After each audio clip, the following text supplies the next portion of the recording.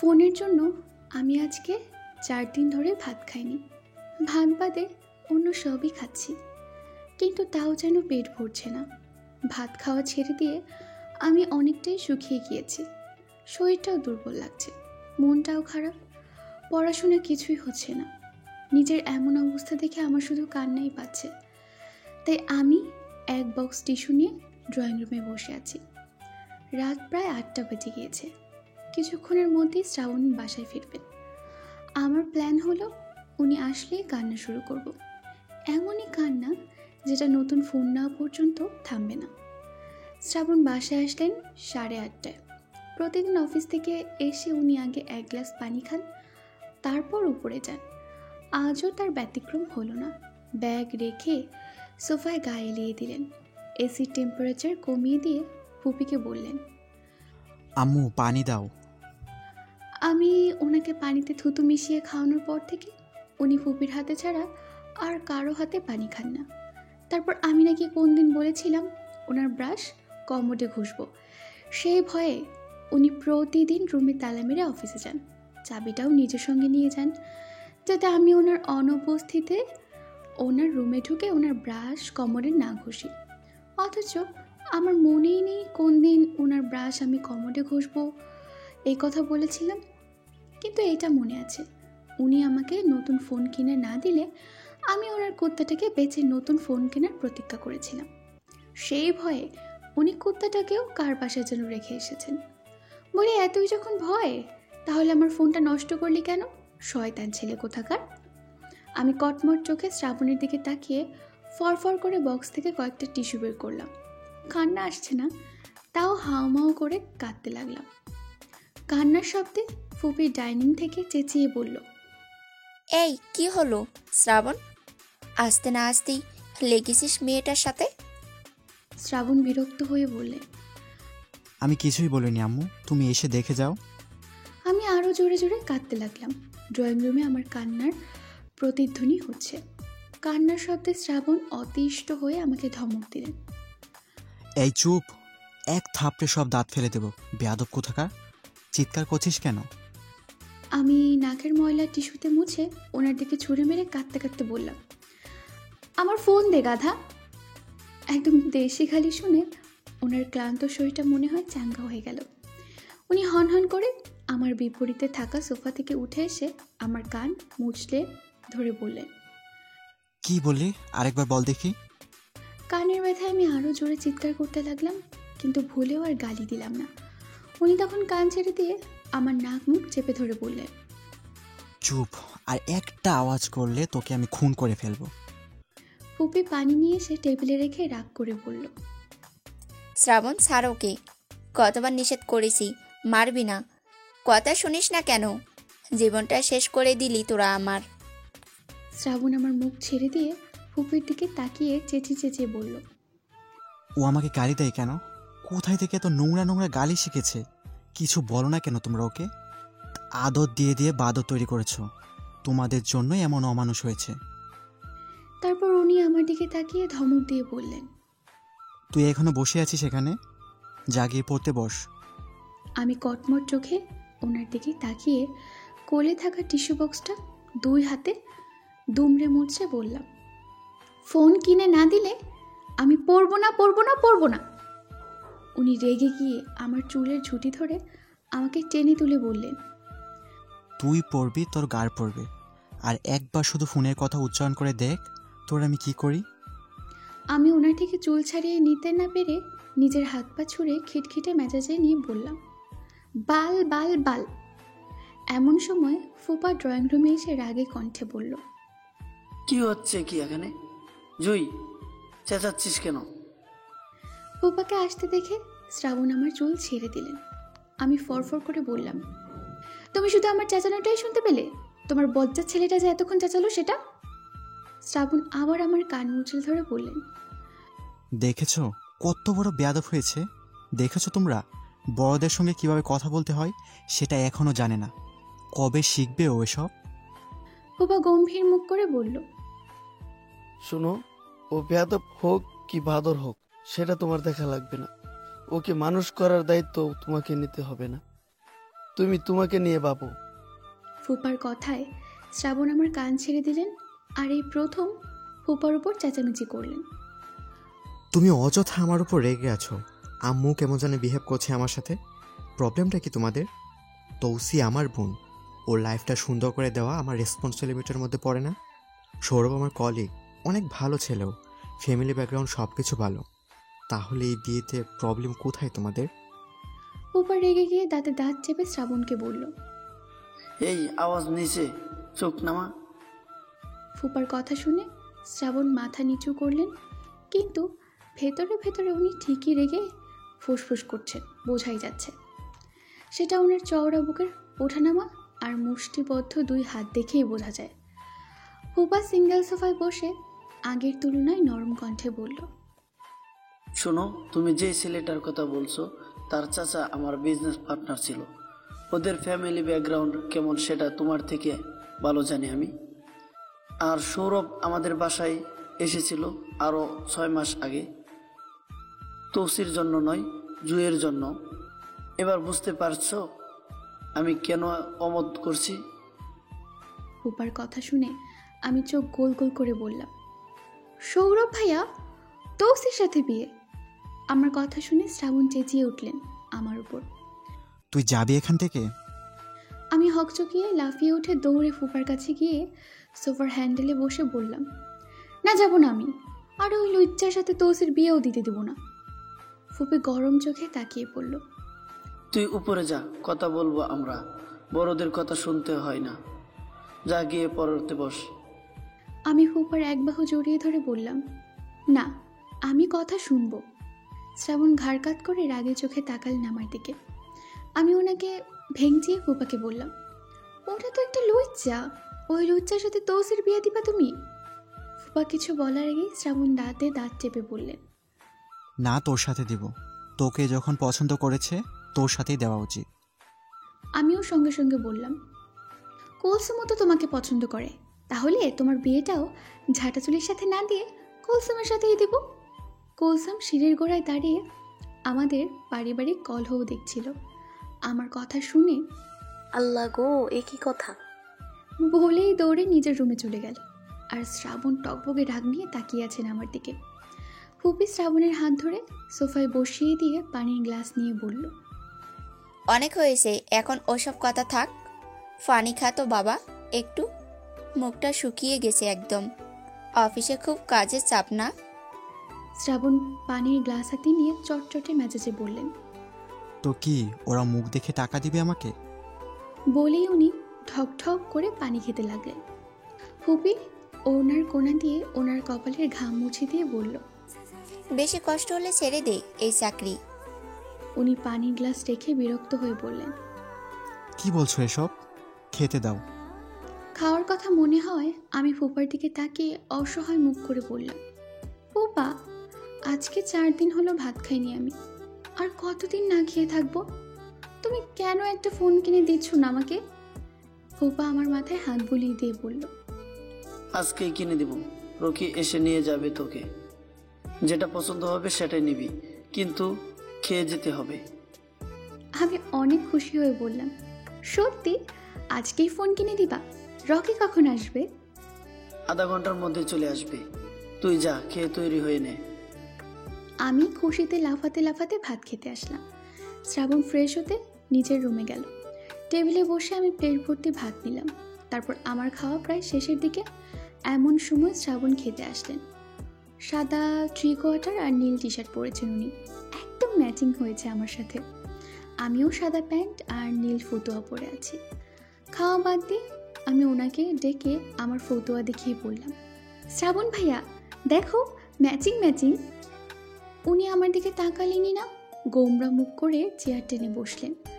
Shower নিয়েছেন জন্য ওনার চুলগুলো ভেজা আর ঠোঁট দুটো নীলচে হয়ে আছে, কিন্তু নাকের ডগা আবার লাল হয়ে আছে। এইসব কারণে ওনার সৌন্দর্য যেন দ্বিগুণ বেড়ে গিয়েছে। আমি তো খাওয়া ফেলে হা করে তাকিয়ে আছি ওনার দিকে। ফুপির কথায় হা বন্ধ হলো আমার। ফুপি শ্রাবণকে বলল, কি দেব? শ্রাবণ প্লেটে মাংসের ঝোল নিতে নিতে বললেন, রুটি দাও, দাদু খাবে না? ফুপি ওনার প্লেটে 2টো রুটি দিয়ে বলল, বাবা খেয়ে ঘুমিয়ে পড়েছে। আসার সময় তৌসিকে ডাকিসনি? আসলো না কেন? খাবার ঠান্ডা হয়ে যাচ্ছে তো। এমন সময় কলিং বেল বেজে উঠল। নিশ্চয়ই রকি এসেছে, অথচ এখনো আমার খাওয়া শেষ হয়নি। রেডি হব কখন? আমি তাড়াহুড়ো করে খাবার গিলতে লাগলাম। কুলসুম গেল দরজা খুলতে। শ্রাবণ রুটির টুকরো ছিঁড়ে মুখে পড়ে ফুপিকে বললেন, ওকে চলে যেতে বলো, ফোন আমি কাল কিনে দেবো। আমার মুখ ভর্তি খাবারটাকে আমি কিছু বলতে পারলাম না, শুধু ভ্রু কুচকে তাকিয়ে আছে ওনার দিকে। ফুপি আমার মাথায় হাত বুলিয়ে বলল, থাক, আজই কিনুক। কয়দিন ধরে মেয়েটা কান্না করছে। রকির পরিচিত দোকান আছে, ও ভালো পারবে। তোকে এসব ঝামেলা করতে হবে না। শ্রাবণ আর চোখে এক নজর আমার দিকে তাকিয়ে আবার মাথা নিচু করে খেতে খেতে বলল, তো যাওয়া দরকার নেই, মডেল বলে দিয়ে রকি এনে দিবে, আমি ওকে টাকা দিয়ে দেবো। আমি আর এক মুহূর্তও দেরি না করে খাবার ফেলে উপরে চলে আসলাম। শ্রাবণের হাবভাব দেখে মনে হচ্ছে বেশি দেরি করলে উনি আমাকে যেতেই দেবেন না আজকে। তাই তাড়াহুড়ো করে নতুন জামা পরে নিচে নেমে আসলাম। নিচে এসে দেখি রকি ফুফার সাথে খেতে বসেছে।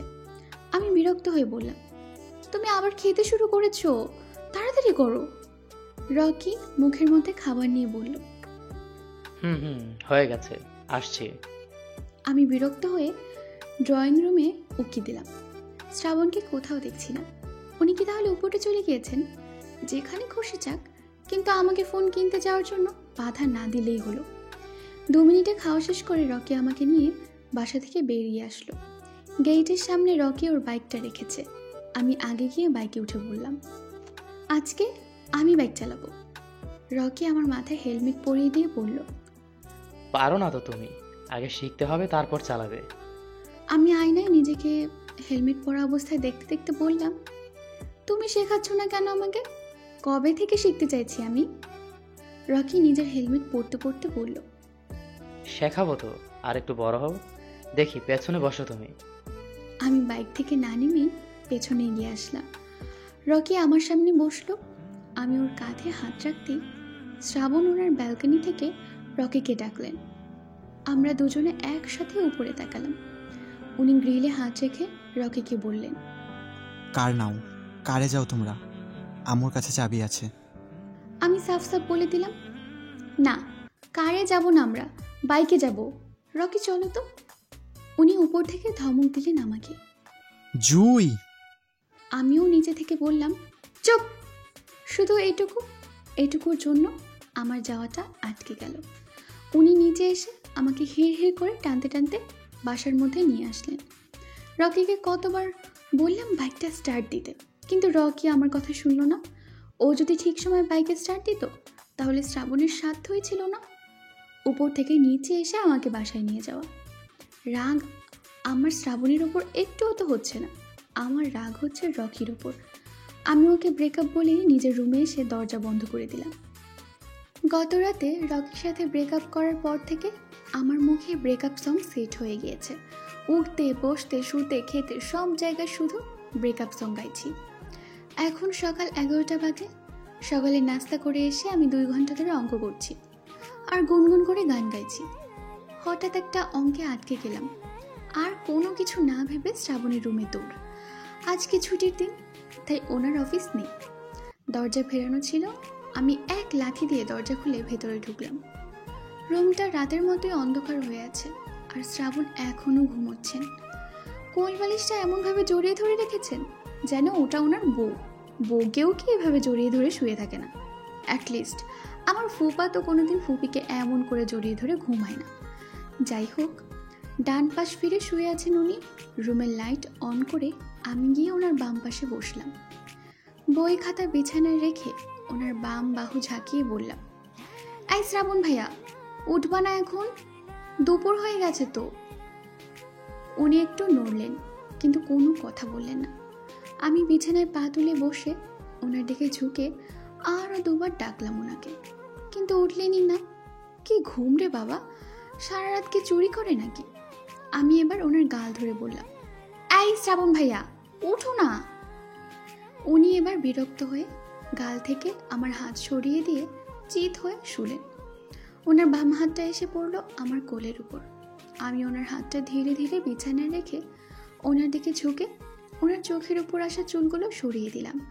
ঘুমের জন্য ওনার চোখ মুখ একটু ফুলে উঠেছে, একদম লাল টুকটুকে আপেলের মতো গুলুমুলু দেখাচ্ছে ওনাকে। ইচ্ছে করছে গাল দুটো টেনে দিই, কিন্তু টানলাম না, কারণ আমার মাথায় একটা দুষ্টু বুদ্ধি এসেছে। আমি কলমের খাপ খুলে খুব সাবধানে ওনার ঠোঁটের উপর মানুষের মতো গোফ আর দুই গালে বিড়ালের মতো গোফ আগিয়ে দিলাম। অনেক কিউট লাগছে। ইস, ফোন থাকলে একটা ছবি তুলে রাখতাম। ফোনের অভাব বোধ করে আমার মনটা ভীষণ খারাপ হলো। ওনার দিকে তাকিয়ে মুখ ফুলালাম, আর এতক্ষণে উনি চোখ মুখ কুঁচকে বা পাশ ফিরে বিড়বিড় করে বললেন, লাইট অফ করে দাও। উনি বাম পাটা একদম শটান রেখেছেন আর ডান পাটা ভাঁজ করে বুকের কাছে নিয়ে এসেছেন। আমি ওনার পায়ের তালুতে সুরসুরি দিতেই উনি ডান পাটাও মেলে দিলেন। বিরক্ত হয়ে বললেন, ওহ, কি এটা? আমি এবার চেঁচিয়ে উঠে বললাম, আমি উঠো তো, কখন থেকে ডাকছি। ঘুমের ঘোরে বিড়ালরা যেভাবে চোখ খোলে উনিও সেভাবে চোখ খুললেন। তারপর আমাকে দেখে ভ্রু কুঁচকালেন এবং কিছু একটা ভেবেই তড়াক করে এদিক ওদিক তাকাতে তাকাতে বললেন, তুই এখানে কি করছিস? আমি খাতার সাদা পৃষ্ঠা বের করে বললাম, চুম্মা দিতে এসেছি তোমাকে, আজাইরা ঢং। উঠো। শ্রাবণ ভাইয়া উঠে বসলেন। আমি বই খাতা ওনার দিকে এগিয়ে দিয়ে বললাম, এটা করে দাও জলদি। উনি হাই তুলে বেড সাইড থেকে ফোন নিয়ে টাইম দেখে বললেন, এখন নয়, পরে আসবি, যা। আমি এবার চরম বিরক্ত হয়ে বললাম, 2 মিনিটেই তো হয়ে যাবে, এখনই করে দাও, বিকেলে আমার কোচিংয়ে এক্সাম আছে। এক্সামের কথা শুনে শ্রাবণ বইয়ের দিকে তাকিয়ে ডান হাতের আঙুল ফুটাতে ফুটাতে বললেন, এটাও পারিস না? 10-এর সূত্র দিয়ে করতে হবে। উনি চোখ ডলে কলম হাতে নিয়ে খাতায় অঙ্ক তুলতে লাগলেন। আমি কোনোই দুটো বিছানায় রেখে 2 হাতে গাল ধরে খাতার দিকে ঝুঁকে ওনার অঙ্ক করা দেখতে লাগলাম আর গুনগুন করে গানটাও ধরলাম। মেরে সাইয়া জি সে আজ मैंने ব্রেকআপ কর লিয়া। শ্রাবণ আমার মাথায় চাটি মেরে পড়লেন। রেডিও অফ করে এদিকে মন দে। আমি গান বন্ধ করে খাতার দিকে আরও একটু ঝুঁকে বললাম, হুম, তুমি করে যাও, আমি বুঝতে পারছি তো। কিন্তু শ্রাবণ আর অঙ্ক করছেন না, শুধু কলম ধরে আছেন। তাই দেখে আমি এবার মাথা তুলে ওনার দিকে তাকালাম। উনি স্থির চোখে তাকিয়ে আছেন। ওনার দৃষ্টি অনুসরণ করে নিজের দিকে তাকিয়ে আমি জামার গলা চেপে ধরে সোজা হয়ে বসে চেঁচিয়ে উঠে বললাম, এই তুমি কি দেখছো? শ্রাবণ অপ্রস্তুত হয়ে কলম রেখে বই খাতা আমার দিকে এগিয়ে দিয়ে থেমে থেমে বললেন, কিচ্ছু না, এটা ভুলে গেছি, এখন হবে না, যা এখান থেকে। আমি বিছানা থেকে নেমে আঙুল ঝাঁকিয়ে বললাম, না, তুমি আগে বলো তুমি কি দেখছিলে? বেয়াদব ছেলে, বদমাইশ, শয়তান, বাসায় মা বোন নেই, একদম জুতো পেটা করবো তোমায়। আমার কথা শুনে উনি 2 হাতে ওনার টি শার্টের গলা নাক পর্যন্ত টেনে তুললেন। আমি নিশ্চিত টি শার্টের আড়ালে মুখ নিয়ে উনি হাসছেন। আমি রেগে গিয়ে খাতা দিয়ে ওনার মাথায় বাড়ি মেরে বললাম, ছি, তুমি এত খারাপ, আমি এক্ষুনি গিয়ে পুবিকে সব বলে দিব, দাঁড়ো। বলেই আমি নিচে আসতে লাগলাম। উনি আমাকে ডেকে না আটকাতে পেরে বিছানা থেকে নেমে আমার পিছু নিলেন। ওনাকে পেছন পেছন আসতে দেখে আমি একটা দৌড় দিলাম। উনিও আমাকে ফুপির কাছে যেতে দেবেন না দেখে দৌড় দিলেন এবং সিঁড়ির কাছে এসে পেছন থেকে চেপে ধরলেন আমাকে। আমি হাত পা ছোড়াছুড়ি করে চেঁচিয়ে উঠে বললাম, এই ছাড়ো, ছাড়ো বলছি আমাকে, ফুপি দেখো না শ্রাবণ ভাইয়া। আর কিছু বলার আগেই শ্রাবণ আমার মুখ চেপে ধরলেন। চুপ, আম্মুকে যদি একটা উল্টাপাল্টা কিছু বলিস তোকে আমি গলা টিপে খুন করব। আমি কোনোই দিয়ে ওনার পেটে গুঁতো মারলাম, তাও উনি আমার মুখ ছাড়লেন না। হাত দিয়ে খামচি দেওয়া শুরু করতে উনি এক হাতে আমার 2 হাতও চেপে ধরে বললেন, লিসেন, আমি কিচ্ছু দেখিনি, সত্যি বলছি, কিছু দেখিনি। তুই কাউকে বলবি না এই কথা, প্রমিস? বল প্রমিস। আমি তো প্রমিস কিছুতেই বলবো না। উনি যেভাবে আমার মুখ চেপে ধরে আছেন বলাটা সম্ভব না। এমন সময় আমাদের পেছন থেকে তৌসি বলল, তোমরা আবার মারামারি করছো? একটা দিনও কি ভালো থাকতে পারো না? শ্রাবণ আমাকে নিয়ে তৌসির দিকে ঘুরে দাঁড়িয়ে বলল, তৌসি শোন, আমি জুঁয়ে মুখ ছেড়ে দেওয়ার পর ও যা কিছু বলবে সব কিছু মিথ্যে, একটা কথাও বিশ্বাস করবি না। তৌসি ভ্রুকুচকে সিঁড়ি দিয়ে নামতে নামতে বলল, জুই মিথ্যা বলে না ভাইয়া, আমার মনে হচ্ছে তুমি কিছু একটা করে নিজের দোষ ঢাকার চেষ্টা করছো। শ্রাবণ চেঁচিয়ে উঠে বললেন, কিচ্ছু করিনি আমি, এই স্টুপিড আমার লাইফটা হেল করে দিল। বলে উনি আমাকে ছেড়ে দিলেন। আমি অগ্নি দৃষ্টিতে ওনার দিকে তাকিয়ে থেকে নিচে আসতে পা বাড়িয়েছি, তখন উনি পেছন থেকে বললেন, শুন জুই, আমি সত্যি বলছি কিচ্ছু দেখিনি আমি, তুই কাউকে বলিস না প্লিজ। আমি সিঁড়ি দিয়ে নামতে নামতে বললাম, না তুমি দেখেছো, আমি নিজের চোখে তোমাকে তাকিয়ে থাকতে দেখেছি।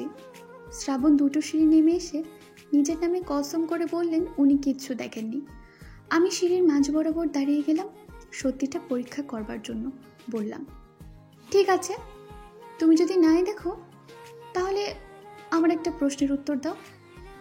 বল, কি প্রশ্ন বল। আমি দুটো সিঁড়ি উপরে গিয়ে একটু ইতস্ত করে বললাম, তুমি বলো আমার বুকে তিল আছে কি নেই? শ্রাবণ একটু সময় ব্যয় না করে বলে দিলেন নেই। ওনার উত্তর শুনে আমি 2 হাত কোমরে রেখে শক্ত মুখ করে বললাম, তার মানে তুমি সব দেখেছো? সব? না হলে তুমি জানলে কি করে আমার বুকে তিল নেই? শ্রাবণ মুখ অন্ধকার করে বললেন, বাট আমি তো আন্দাজে বলে দিয়েছি। আন্দাজ নয়, তুমি দেখেছো তাই বলতে পেরেছো।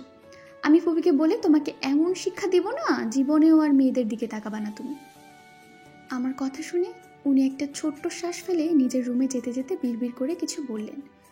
আমি কিছু শুনতে পেলাম না, শোনার ইচ্ছেও নেই আমার। জলদি করে নিচে এসে ফুপির খোঁজ করলাম। ফুপি কিচেনে দুপুরে রান্না করছে, কুলসুম সিঙ্কে সবজি ধুচ্ছে, তৌসি ফুপির পাশে দাঁড়িয়ে রান্না শিখছে।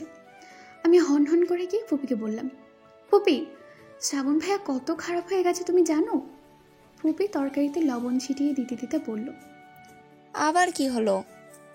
আমি তৌসিকে ঠেলে সরিয়ে দিয়ে ফুপির পাশে দাঁড়িয়ে বললাম, আরে আমি একটু খাদের দিকে হেলেছিলাম, তখন শ্রাবণ ভাইয়া আমার জামার ভেতর উকি দিয়ে দেখছিল। কি একটা অবস্থা বলো তো, আমার এত খারাপ লাগছে। শ্রাবণ ভাইয়া তো এরকম ছিল না। তৌসি নাক ছিটকে বলল, ছি, কি নোংরা কথা, ভাইয়া জীবনও এরকম করবে না। হয়তো ভুল করে চোখ চলে গিয়েছিল, কিংবা তুই ভাইয়াকে বকা খাইয়ে নেওয়ার জন্য এসব বলছিস। ফুপি তরকারি নাড়তে নাড়তে আমাকে বলল, তুই এখন থেকে সবসময় ওড়না পরে থাকবি। ধর, ওড়না পরতে পারবো না আমি, গরম লাগে তো। তৌসি মুখ ভেঙচিয়ে বলল, এ গরম লাগে, আমি মনে হয় পরে থাকি না। কই, আমার তো গরম লাগে না, যা ওড়না পরে আয়। আমি আসলাম শ্রাবণের বিচার করতে, আর এরা আমাকে ওড়না পরার সাজেশন দিচ্ছে। বাসায় ওড়না পরা লাগবে না সেটা তো ফুপিয়ে বলে দিয়েছিল আমাকে, এখন কথা ঘোরাচ্ছে। বিরক্ত হয়ে আমি রুমে চলে আসলাম। তারপর নিচে এসেছি বিকেল 3টায় কোচিংয়ে যাওয়ার সময়। সাদা টপসের উপর জিন্সের কোটি পরেছি। ওড়না নেওয়ার প্রয়োজন ছিল না, তাও একটা সাদা ওড়না গলায় ঝুলিয়ে নিয়েছি। দুপুরে খাইনি তাই ক্ষুধা লেগেছে। আমি নিজে নিজেই খাবার তুলে নিয়ে খাচ্ছি, কারণ সবাই এখন নিজের রুমে ভাত ঘুম দিচ্ছে। আমার কপাল খারাপ, তাই এখন বাইরে ছুটোছুটি করা লাগবে। আজকে যা গরম পড়েছে, এক্সাম না থাকলে যেতামই না কোচিংয়ে। তাড়াতাড়ি খেয়ে দিয়ে বাসা থেকে বেরিয়ে আসলাম। আশেপাশে একটাও খালি রিক্সা নেই। অর্ধেক রাস্তা হেঁটে আর বাকি অর্ধেক বাসে চড়ে কোচিংয়ে আসলাম আমি। কুকুরে কামড়ানোর পর থেকে সবাই দূরত্ব মেনটেন করে চলে আমার সাথে। হেমাও আমার পাশে বসে না, একটা বেঞ্চে একাই বসেছি আমি। ক্লাসের আগে 45 মিনিটের হায়ার ম্যাথ এক্সাম হবে। আমি এক্সামের জন্য প্রয়োজনীয় উপকরণ নিয়ে ব্যাগ সামনে রেখে আসলাম। ক্যালকুলেটরে সায়েন্টিফিক মুড সেট করছিলাম, তখন একটা ছেলে আমার সামনে এসে দাঁড়িয়ে বেঞ্চে থাবা মারল। পরিচিত হাত দেখে আমি ভ্রু কুঁচকে ছেলেটার দিকে তাকালাম। এটা হলো শুভ, বাঁশের মতো লম্বা আর চিকনা শরীর, দেখতে ফর্সা, গালে খোঁচা খোঁচা দাঁড়িয়ে আছে, চুলগুলো লম্বা আর পেছনে চুটি করা, হাতে বখাটেদের মতো ব্রেসলেট আর গলায় চেন, একটা কানের রিংও আছে। আসলে শুভ বখাটেদের মতো নয়, ও একটা সত্যিকারের বখাটে ছেলে। আমাদের পাড়াতেই ওর বাসা। 3 বছর আগেও খুব ভালো একটা ছেলে ছিল, তৌসির সাথে পড়াশোনা করত। কিন্তু ওর মা মারা যাওয়ার পর থেকে খারাপ ছেলেদের সাথে মিশে ও খারাপ হয়ে গেছে। সারাদিন নেশা খায়, রাস্তায় দাঁড়িয়ে মেয়েদের ইফটিজিং করে, আমার পেছনে লেগে আছে গত 2 বছর ধরে। আগে আমাদের বাসার সামনে ঘুরঘুর করতো, ফুপা একদিন এমন জ্বর দিয়েছে, তারপর থেকে বাসার সামনে যায় না আর। কিন্তু প্রত্যেক দিন ফোনে কল দেয় আমাকে, আমি কল ধরিই না। তখন আবার মেসেজ করে, মেসেজ সিন করে কিছু বলি না। তখন কলেজ বা কোচিংয়ে যাওয়ার সময় রাস্তা ধরে আমাকে, কল আর মেসেজের উত্তর না দেওয়ার জন্য বকাঝকা করে, তুলে নিয়ে যাওয়ার ভয় দেখায়, আরও কত কি করে। আমি ওসবে পাত্তা দিই না। রাগ উঠে গেলে জুতোর বাড়ি মেরে বাসায় চলে আসে। আজকে ও পা থেকে জুতো খুলে ওকে দেখিয়ে বললাম, এটা কি চিনোস? এটা দিয়ে তোর মাথা ফাটাবো আমি। এখানে এসেছিস কেন? শুভ আবার হাত দিয়ে বেঞ্চে থাবা মেরে বলল, ফোন কই তোমার? তুমি আমাকে ব্লক দিয়েছো কোন সাহসে? এক্ষুনি আনব্লক করো, নাহলে কিন্তু খুব খারাপ হয়ে যাবে। তখনই স্যার ক্লাসে ঢুকলাম। শুভকে সবাই চেনে, কারণ ও প্রায় আসে। স্যারদের আমাকে ভালো করে পড়াতে বলে আবার চলেও যায়, কিন্তু আজ গেল না, ক্লাসের বাইরে দাঁড়িয়ে থাকলো। কোচিং শেষ হলো প্রায় 6টায়। মাগরিবের আজান হতে আরও আধ ঘন্টা দেরি আছে, তাও চারপাশে কেমন যেন অন্ধকার হয়ে গিয়েছে। কারণ সারাদিনের কাঠফাটা রোদের পর এখন আকাশে মেঘ জমেছে, ভ্যাপসা গরমে থমথমে হয়ে আছে চারপাশ। শুভ কোচিংয়ের সামনে আইসক্রিমের দোকান থেকে ম্যাঙ্গো ফ্লেভারে 2টো এসি আইসক্রিম নিয়ে এসে আমার 2 হাতে 2টো দিয়ে বলল, ফোন নেই তাহলে চলো তোমাকে একটা ফোন কিনে দেই। কয়েকদিন ধরে ফোনে পাচ্ছি না তোমাকে, আমার তো মরে যেতে ইচ্ছা করছিল। এই দেখো হাত কেটে কি করেছে। বলেই শুভ ওর বাম হাতটা আমার দিকে এগিয়ে দিল। আমি ভ্রু কুঁচকে বললাম, এটা তো অনেক দিন আগে কেটেছিলে, তোমাকে আমার ভাল লাগে না কেন জানো? তুমি কথায় কথায় চাপা মারো। তুমি যদি আমাকে ভালোবাসো তাহলে আমি ভালো হয়ে যাবো, প্রমিস। কোনোদিন চাপা মারবো না, আর নেশা টেশাও করবো না, সিগারেটও বাদ দেবো। আমি ফুটপাত ধরে হাঁটা দিয়ে বললাম, আমি তোমাকে কেন ভালোবাসবো? তুমি তো ভালো ছিলে না। আমি ভালো হয়ে যাব। কিন্তু হও না তো, তুমি এখন যাও এখান থেকে, আর একদিনও আমাকে ডিস্টার্ব করবে না। শুভ আমার পেছন থেকে সামনে এসে দাঁড়িয়ে বলল, আমি তোমাকে ডিস্টার্ব করি? কি করি আমি বলো? আমি তোমার হাত ধরেছি কোন দিন? বলে ও খপ করে আমার বাম হাতের কবজি চেপে ধরল। আমি হাত মুছে চেঁচিয়ে বললাম, হাত ছাড়ো, ছাড়ো বলছি। শুভ আরো শক্ত করে আমার হাত ধরে বলল, চলো পার্কে যাই। বলে ও একটা খালি রিক্সা ডাকলো, আর আমি ওর সাথে যাবো না দেখে ওর হাতে কামড় বসিয়ে দিলাম। ব্যথা পেয়ে ও আমার হাত ছেড়ে দিতেই আমি এমন একটা দৌড় দিলাম, শুভ পেছন থেকে হোহা করে হেসে বলল, আরে দাঁড়াও, যেও না, আমি তো তোমাকে বাসায় নিয়ে যাবো রে পাগলি। বাসায় নিয়ে যাওয়ার কথা শুনেও আমি দাঁড়ালাম না। এসব নেশাখোর ছেলেদের কথা বিশ্বাস করতে নেই, এরা যা কিছু করতে পারে। আর একটু সামনে গেলেই বাস পাবো। শুভর ভয়ে আমি অনেক তাড়াহুড়ো করে রাস্তা পার হতে গিয়ে অটোর সাথে ধাক্কা লেগে রাস্তার মধ্যে পড়ে গেলাম।